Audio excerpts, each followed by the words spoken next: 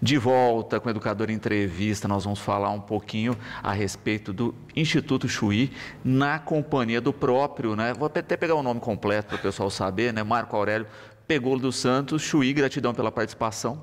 Obrigado pela oportunidade de estar aqui no programa, em Batatais, né? A gente fica muito grato.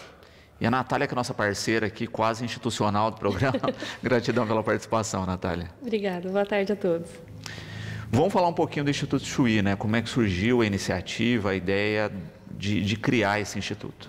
Bom, eu tive minha carreira, né, como jogador de basquete, e quando eu fui chegando próximo do final, eu sempre tive a vontade de ensinar, de participar, de estar no ambiente do esporte, e eu criei minha escola, né, junto com o meu amigo Newton, e a gente tem a escola há 20 anos, Chuí Esportes, e depois, com o tempo, eu fui me aprofundando e aprendendo sobre o terceiro setor, que são as ONGs, instituição, OSC, né, tudo dentro desse sistema do terceiro setor. E há 12 anos atrás nós montamos o Instituto Chuí, nós, porque temos toda uma diretoria, né, as pessoas que gostam também do esporte, e atuamos através de lei de incentivos federais, estaduais, também chamamento público do município, né, e conseguimos assim fazer o esporte em diversos locais gratuitamente. Então hoje a gente tem essa estrutura na cidade de Franca e esse ano particularmente a gente está com projetos em 6 cidades diferentes, além da cidade de Franca, né? Com um número de atendimento aí entre 1.000 e 1.200 crianças na parte de projetos sociais através do esporte. Perfeito. E é interessante isso, né? Quando a gente fala do esporte enquanto ferramenta de transformação, a gente sabe do impacto, não é? Como é que foi seu contato inicial no esporte? Olha, eu fui daqueles garotos apaixonados por esporte, ficava na rua jogando futebol, né? Até tentei jogar futebol, não foi a minha deixa, e eu morava em Araçatuba, nadei, porque é uma cidade também quente, né? Fiz atletismo e aí eu fui para o basquete. Quando eu fui para o basquete, já com 13, 14 anos, teve uma identidade muito grande, um nível de aprendizado bom, né? Por essas experiências anteriores também no esporte, isso ajuda muito. E aí eu tive uma casualidade que o meu irmão namorava uma menina de Franca, ele estudava em Ribeirão Preto. E aí ele conseguiu fazer um encaixe para mim fazer a famosa peneira. Aí eu fui em Franca, o Fausto Giannichini era coordenador de esporte, né? Aí eu fiz o treino, tudo, e fui aceito aí pelo Franca Basquete. Então, com os meus 17 anos, eu mudei para a cidade e comecei aí a estudar, a aprender basquete, né? Num grande centro. Eu falo que eu me formei numa grande faculdade, né? Que é a cidade de Franca, em relação ao basquete. Na época, o seu Pedroca era técnico ou assistente técnico da seleção brasileira, Hélio Rubens, Fausto, Robertão, Guerrinha, todos esses jogadores de renome, né, com nível de seleção. Então a gente aprendeu aí as informações, a técnica, tudo do esporte de alta referência. E é interessante a gente perceber justamente isso, né? Quanto algumas figuras conseguem transformar a vida de muita gente, não é? E quando você cita, a gente vê isso, né? O quanto foram importantes para você e não só, né? Porque a gente tem uma geração grande aí que se inspirou nessas figuras. Porque a cultura, né, do local voga muito. Então você tem a cultura lá no caso do basquete, que tem as referências do basquete. E aí você fala, bom, o que esse cara fez, né? Como que ele fez? Como que ele aprendeu, né? Quanto tempo ele estudou? E aí a gente vai trilhando esse caminho com essas pessoas, que eles estão acima de nós e vai direcionando. A técnica melhor é assim, é bom você fazer assim. É como você está numa faculdade, o professor já é um doutor, já estudou tanto tempo, e ele vai direcionando as pessoas, né, para que ela tenha o seu melhor aproveitamento dentro das suas características pessoais, né? E também coletiva de grupo. E o esporte, ele gera vou usar a palavra, né? Você fica fuçado em querer aprender as coisas, né? E aí você fica ligado nisso. Então ele é muito intenso. A gente treina e joga o final de semana e você já faz o seu feedback da sua técnica individual, também da equipe, né? E está em constante pensamento de performance. E isso é legal, porque hoje a gente passa isso para as crianças, passa isso, né, para as pessoas que trabalham com a gente. Então já é normal a gente ter uma praticidade e uma organização. Quando encontrei a Natália, né, a gente conversou várias vezes para ela me apresentar o projeto. Aí a gente já fala assim, bom, então tá, qual o prazo, qual o tempo e o que nós vamos fazer? É bem objetivo. E isso ajuda na formação de qualquer pessoa, né? Esse descobrimento das suas potencialidades. E que eu comento também que o mais difícil no esporte é a pessoa adquirir aquela confiança, né? Falar assim, não, eu sei fazer e vou fazer bem feito. E não só no esporte, na vida toda. Então o esporte traz isso aí mais forte e com certeza não todos vão jogar basquete profissional. Fazer o esporte profissional, que no Brasil é difícil. Mas vão estudar, vão ter a sua carreira aí, vão ser reconhecidos nacionalmente também. Exato. E justamente isso, né? A gente tem a evolução do esporte, tem toda essa ação no país, justamente graças a figuras que resolveram, né? Olha, tive a carreira, né? Poderia ter seguido outro caminho. Não, vou me dedicar a uma escolinha, vou me dedicar à formação de novos atletas, vou me dedicar pelo menos a que a meninada tenha um primeiro contato com o esporte para ver se tem talento ou não, mas mesmo assim, né? Esse tempo inicial de contato, mesmo que não vire uma carreira, também é transformador e a gente sabe o quanto isso impacta. Porque ele vai estar embutido dentro desses valores, né, que a gente fala, a gente sempre é repetitivo nisso aí, mas ele é assim, se ele entra na escolinha de futebol, né, então existe a cultura do esporte e os valores do professor, do gestor, a cultura do judô, né, que é uma coisa muito legal, bonito, né, que de respeito e de desenvolvimento pessoal. Quando a gente fala de desenvolvimento pessoal, porque ali o menino ele está trabalhando em grupo, mesmo no esporte individual, ele treina em grupo, ele precisa do outro, né? Só no caso da competição ele vai no individual. E nos esportes coletivos, então ele aprende a se portar, a respeitar a regra, a saber como ele vai ajudar o amigo, porque ele joga em equipe, tem dia que ele não vai estar bem, ele precisa mais do amigo, e qual que é a função dele, porque ele não precisa fazer todos os fundamentos do jogo, mas se ele tem a habilidade de ser bom em 2, 3, ele consegue ajudar a equipe. Né? Então é muito legal porque o menino vai se descobrindo. Ele entra lá sem uma habilidade motora e que aí ele vai se desenvolver essa habilidade motora que são reflexos e condicionamento. Então existe a inteligência emocional, a inteligência visual, a inteligência auditiva. São várias inteligências que ele vai aprendendo estando nesse ambiente do esporte. Então, eu recomendei para os meus filhos, falei, vocês vão fazer esporte até os 16 anos, depois vocês decidem a carreira de vocês, né? Porque dá esse aspecto. E também, o que está muito em alta, que a gente fala, é a tomada de decisão, né?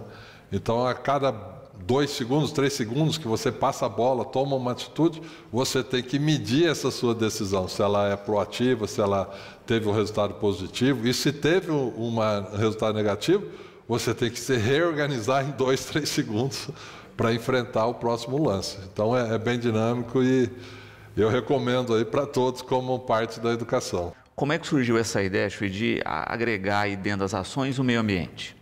Então, já faz há uns 3 anos, né, que eu tenho pesquisado, a gente vê vários movimentos aí dentro dessa perspectiva de sustentabilidade, meio ambiente, e eu estava procurando pessoas assim que poderiam, né, interpretar isso do modo mais realizável, digamos assim, né, e aí eu tive o contato com a Natália, a gente conversou dessa intenção de como poderia fazer. Porque quando a gente vê uma empresa multinacional fazer isso aí, é mais simples, né? Pela sustentabilidade que ele tem. Quando é uma instituição do terceiro setor, aí os passos são mais lentos e as ações não mudam de intensidade nem de abrangência, mas também tem que ser ações mais realizáveis, digamos assim.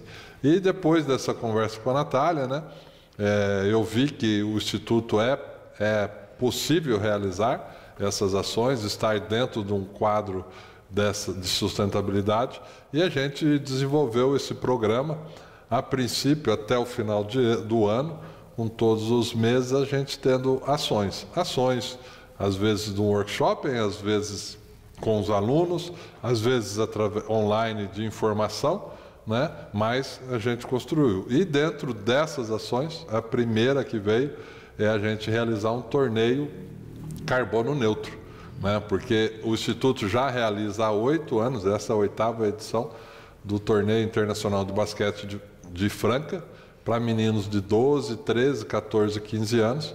E nessa edição nós teremos 42 equipes, mais de 650 atletas, fora comissão técnica, arbitragem, né? Então, e os pais que vêm também na cidade de Franca. Então nós vamos ser com certeza um agente de divulgação desses conceitos de sustentabilidade, visto que também temos equipes do Distrito Federal, do Paraná, Rio de Janeiro e Minas Gerais, né? Então, pelo potencial que é o basquetebol de Franca, a gente tem essa confiança que vai propagar essa ideia e esse sistema de sustentabilidade para muitas pessoas, né? Muito bom. E aí, Natália, na parada também, né? Natália que já é extremamente envolvida com a causa, a gente sabe disso, mas como é que é pensar essa questão, não é? De se entender a dimensão de um evento, que não é da área ambiental, né, diretamente, mas conseguir pensar nos detalhes para que a gente tenha uma pegada e um impacto zero. A gente tem o conceito de neutralização de carbono, né, que é muito usado, inclusive, para o mercado voluntário, né? Tenho ouvido muito falar em crédito de carbono, mercado de carbono. A gente tem aquele mercado regulado, que é justamente, né, o Chuy falou, as empresas, as indústrias, os grandes geradores, eles são obrigados a compensar aquilo que é emitido. Eles têm que reduzir ao máximo, né, e compensar aquilo que não for possível. No mercado voluntário, vão entrar aí pessoas físicas, instituições, pequenas e médias empresas, né, principalmente do setor de serviços, que não tem essa obrigatoriedade, mas que pode, por vontade própria, por uma responsabilidade socioambiental, se comprometer a minimizar o impacto do serviço, né, do trabalho que realiza. Então, para um evento grande, a gente faz vários cálculos. A gente vai fazer cálculo de gasto de energia elétrica, os deslocamentos, né, que vão ser a grande geração de carbono, de emissão de carbono na atmosfera, é justamente pelo transporte das equipes, tanto interno, mas principalmente, né, por equipes de outros estados, esses deslocamentos nas rodovias. Então, é um cálculo chatinho de fazer, mas a gente tem que medir todos os deslocamentos, quantidade de pessoas, né, a própria hospedagem em hotel, e aí você mensura ali uma quantidade de carbono que vai ser emitido, e para cada tonelada, em média, 7 mudas de árvores precisam ser plantadas para sequestrar, ao longo de 20 anos, mais ou menos, do desenvolvimento da espécie, para ela sequestrar essa quantidade de carbono que foi emitida. Muito bom. E é bacana pensar nisso, né? Porque muitas vezes a gente tem ações de educação ambiental em que não se pensa na prática, né? Se fala sobre, faça desse jeito, mas a instituição não segue a regra. E é bacana começar com uma atividade dessa, se enquadrando na regra. E como um dos modelos de sustentabilidade ou de informação é você propagar esse conhecimento, esse conceito.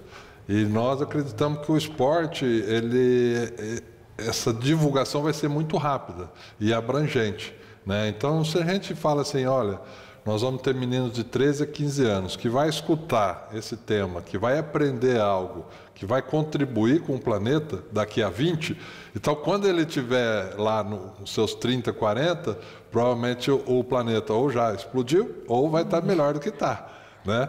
Então, porque a gente escuta essa sustentabilidade, Agenda 2030, isso, nós precisamos fazer isso. Só que o futuro já está aqui, a gente já está vendo essas mudanças, né? Então, a gente contribuir nessa formação engrandece muito esse conceito de passar a informação da sustentabilidade. E isso nós vamos fazer fatalmente ali em loco só para 1.000 pessoas, tranquilo, fora familiares, né? E os clubes que vão ter esse conceito. A gente vai divulgar esse torneio em todas as mídias, federação, confederação, confederação sul-americana.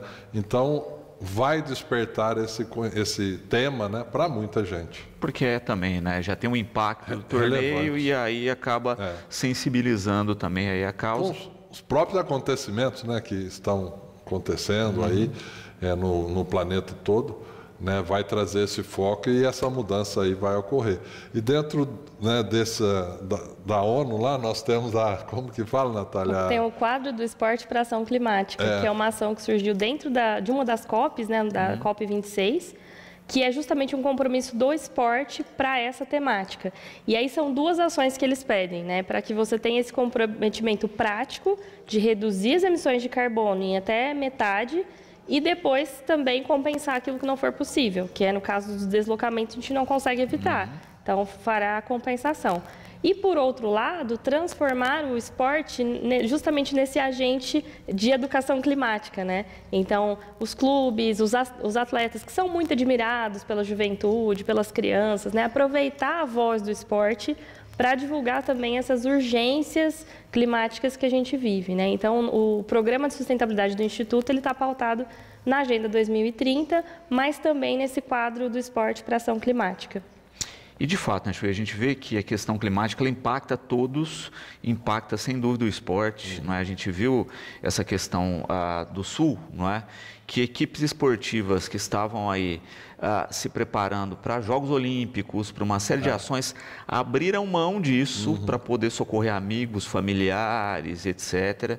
Você teve campeonatos paralisados em função da tragédia, não só não é porque você tinha campeonatos realizados na região, mas porque equipes não poderiam se deslocar para a atividade. Então, se todos os segmentos não tiverem essa consciência, a gente vai sofrer cada vez mais. E nós tínhamos, né, a inscrição do Clube Náutico União de Porto Alegre, que viria, né, o técnico Pimenta, e a gente ficou na torcida, né, ele falou, não, vai ser o único evento que a gente vai poder participar, mas quando ele mandava as imagens lá do que aconteceu lá, na casa dele, nas coisas, a gente vê a realidade. Né?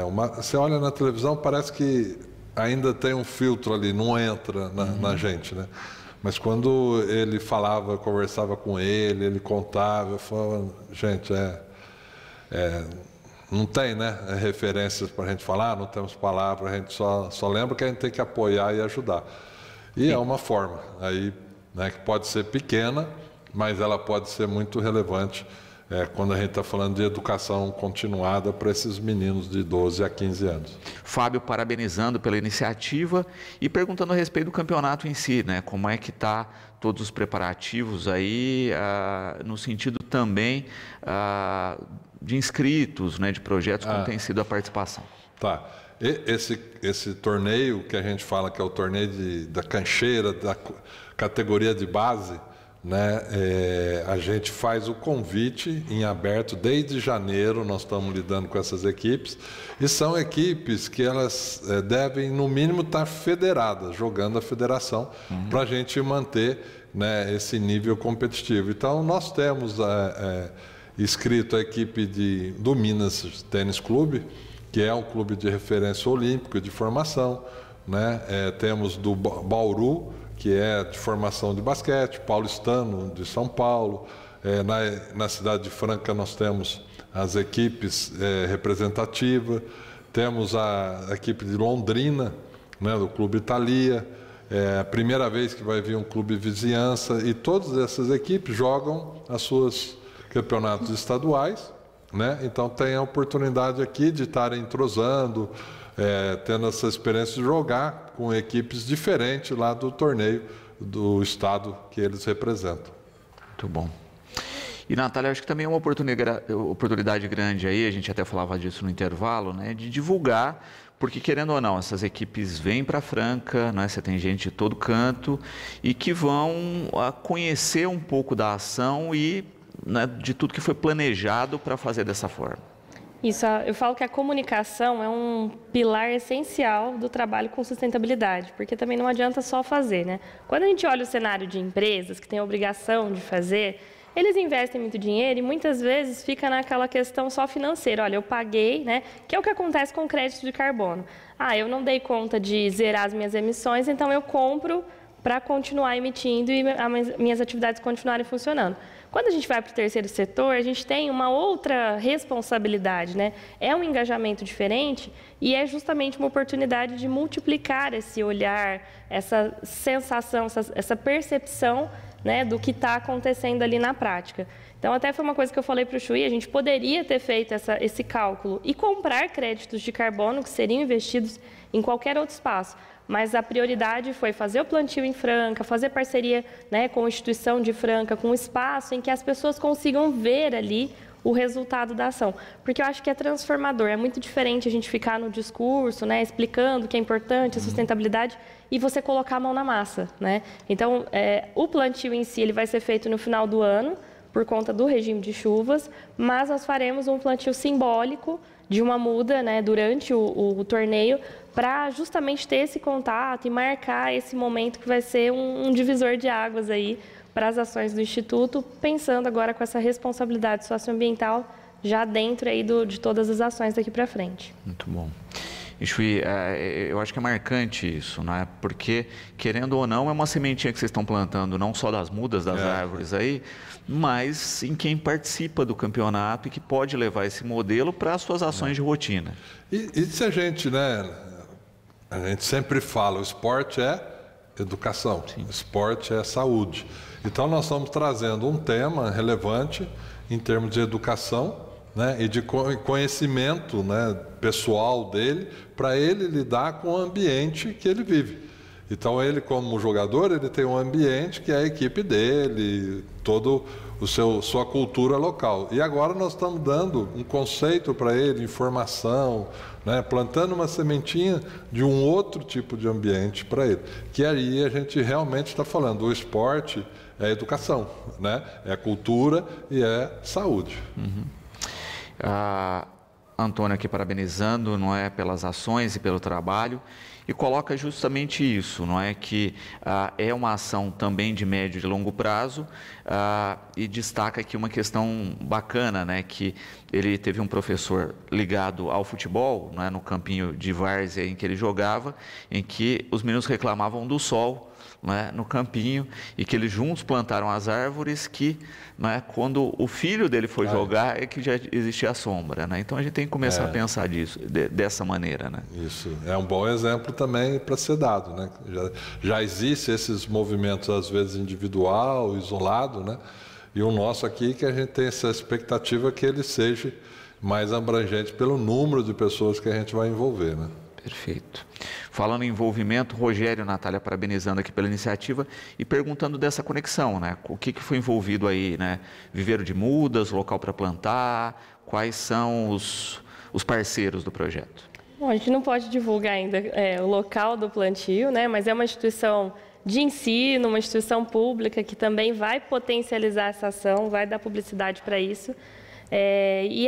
São parcerias, né? Eu falo que o último ODS lá dos 17 é justamente as parcerias, né? E é isso que a gente precisa para fazer a implementação de qualquer ação de sustentabilidade, é esse diálogo, é convidar mais pessoas para a ação. Porque sozinho a gente não vai conseguir de fato mudar, não vai conseguir transformar, fazer a transição sustentável que a gente precisa na sociedade. Mas se a gente começa, né, como a atitude do Chuí, de ter essa disponibilidade, porque você está ali na sua zona de conforto do esporte, fazendo o que você sabe fazer de melhor.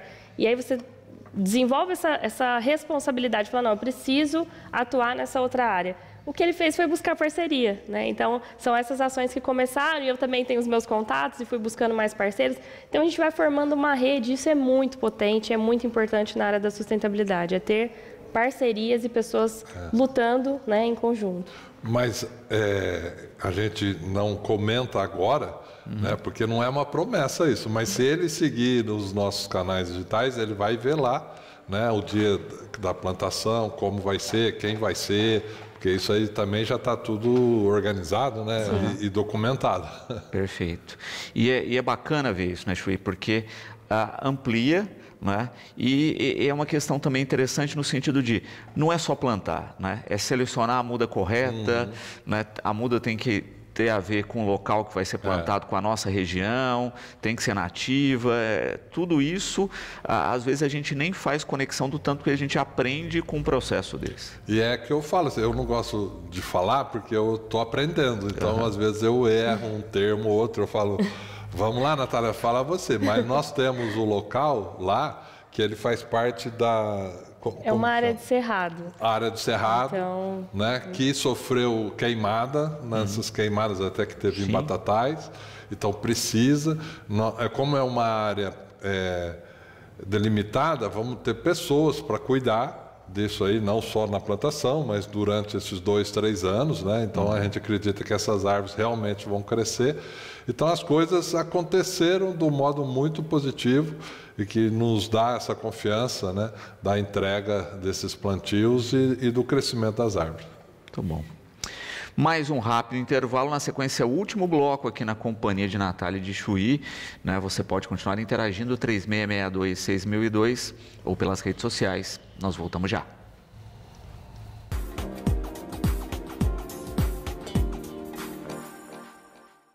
O pronto atendimento da Santa Casa de Batatais, agora reformulado para melhor atender você e sua família durante 24 horas, contando com serviço moderno de diagnóstico e com profissionais focados no cuidado com o paciente. O pronto atendimento da Santa Casa de Batatais atende através de todos os convênios médicos e também particulares. No Supermercados Nori é preço baixo todo dia e com ofertas imperdíveis em todos os setores. Confira: arroz tipo 1 do Safra, pacote 5 quilos, R$ 26,00. Sobrecoxa de frango Corim, bandeja 600 gramas, R$ 6,35. Óleo de soja lisa, PET 900 ml, R$ 5,70. Molho de tomate predileta, sachê 300 gramas, refogado, 99 centavos. Macarrão semolado basilar, pacote 400 gramas, exceto o ninho, R$ 2,85. Suan Camari, a granel, R$ 9,90 o quilo. Refrigerante Pepsi PET 2 litros, cola ou black, R$ 6,50. Quem quer comprar barato, compra no Nori. Cheque pré para 8 de agosto, sem juros, para clientes cadastrados. Supermercados Nori. Educadora Música e Churrasco, todos os sábados do meio-dia a 1h30 da tarde, com reprises todas as terças e quintas a partir das 18 horas, aqui na TV Educadora. Machados Multimarcas, o melhor caminho para você que deseja investir em um veículo 0 km ou seminovo. Realize o sonho de um carro zero. São várias opções e o seu usado é valorizado na entrada. Várias opções também em seminovos. Carros impecáveis com baixa quilometragem, vistoria cautelar e procedência. Com Machados é garantia da melhor negociação em Batatais e região. Juliano Bolonha 47 Centro. WhatsApp 99946-2021. Bons negócios? É com Machados Multimarcas.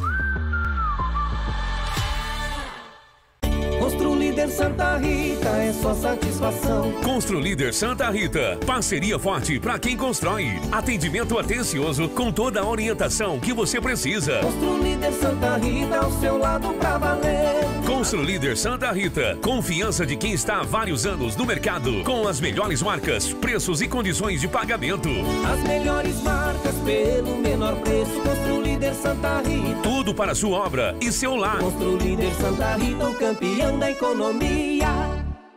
Medicina Vida, centro médico para toda a família. Corpo clínico altamente qualificado, neurologista, endocrinologista, ginecologista, cardiologista, psiquiatria e várias outras especialidades médicas. Medicina Vida também é tecnologia de ponta em centenas de exames laboratoriais. Precisão e confiabilidade aliadas a preços surpreendentes, atendimento humanizado e reservas no 3661-0262, WhatsApp 999900010 ou na 13 de maio, 157. Leite, esquina com a Duque de Caxias, Castelo. O que podemos fazer por sua saúde hoje? Medicina Vida, especialidades médicas. Sua saúde é nossa prioridade. Nossa cidade inteira espera por você pra festa do leite de Batatais. 47ª Festa do Leite de Batatais. De 10 a 14 de julho, com a maior programação de eventos da história. E grandes shows. Dia 10, Jorge e Matheus. Faz o som do seu carro, só toque em direta. Dia 11, Ana Castela. Patricinha virou boiadeira. Dia 12, Fred e Fabrício. Jamais dizer adeus. E Luan Pereira. Dia 13, Daniel. Eu adoro amar você. E Mumuzinho. Quando seca não dá pra correr. Pode até ferir, mas eu quero viver. Dia 14 tem show infantil, Teodoro e Sampaio. Se a casa cair, deixa que caia. E Gustavo Mioto. Com o rodeio da Liga Nacional, torneio leiteiro e muito mais. Realização, Prefeitura de Batatais e Sindicato Rural. É a festa do leite de Batatais.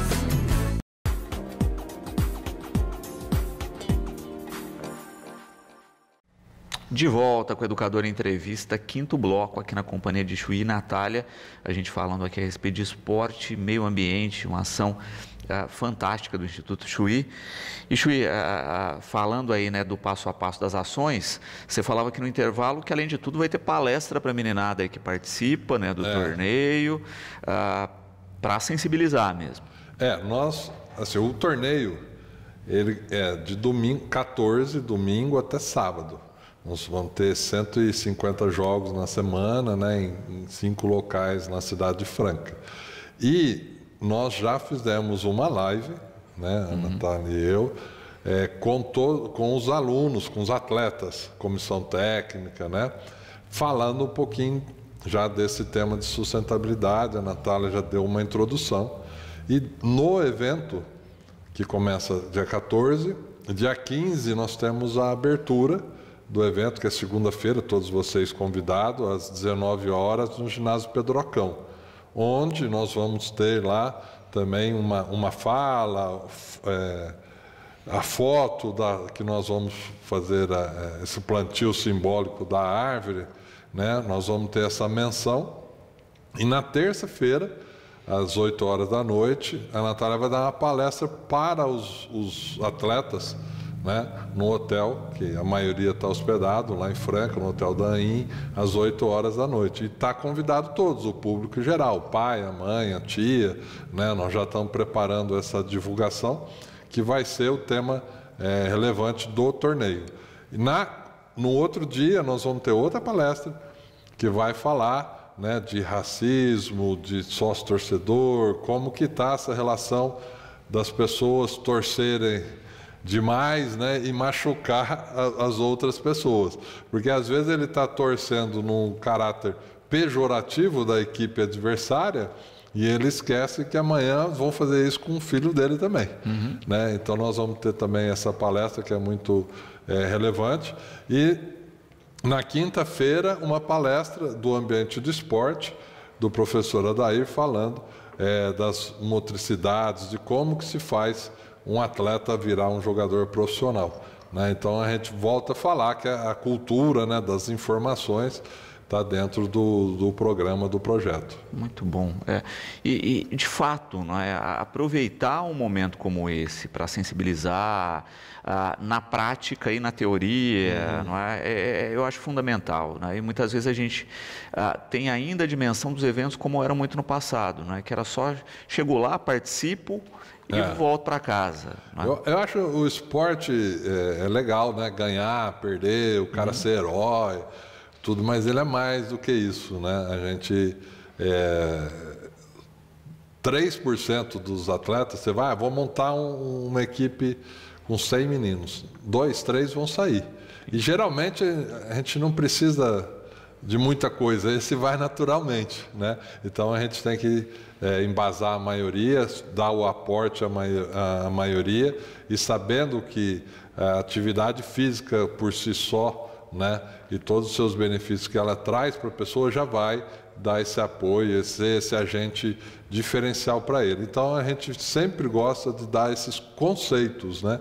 Da vida, do momento aí e de continuidade, porque é um percurso. Não é um jogo, eu vou lá, ganhou, serve, perdeu, não serve, né? Nós estamos falando de formação, estamos falando de garotos e é isso que faz esse torneio ser diferente, né, da maioria. Eu vou lá, vou jogar, vou brincar, vou me divertir, beleza. E tem a parte também de educação. Exato.